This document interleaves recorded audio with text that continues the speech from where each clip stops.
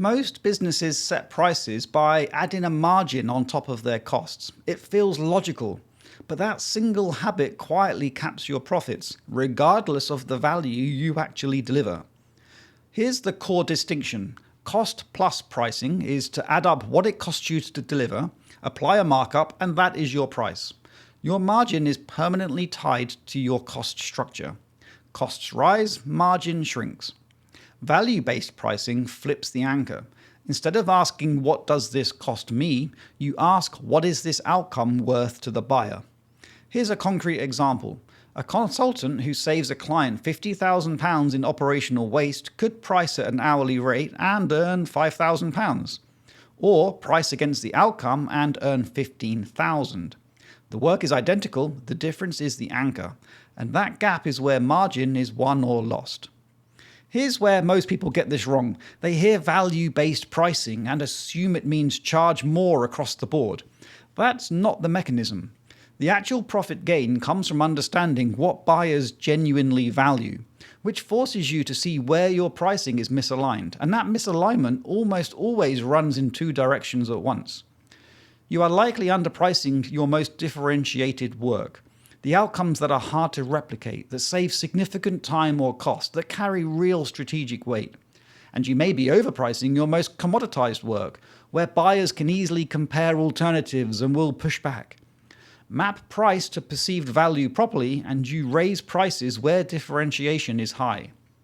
You may repackage where differentiation is low, and the result is a better margin mix, not just higher numbers across the board.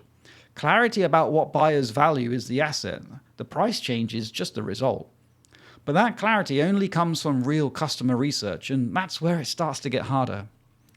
Value-based pricing works best in differentiated markets, where your product or service provides a measurable outcome buyers care about and can't easily get elsewhere.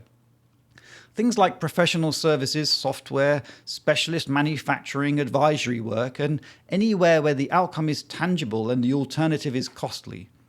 It's harder to apply in commodity markets where buyers compare near identical products on price alone. There, cost plus or competitor-based pricing is often the more practical anchor.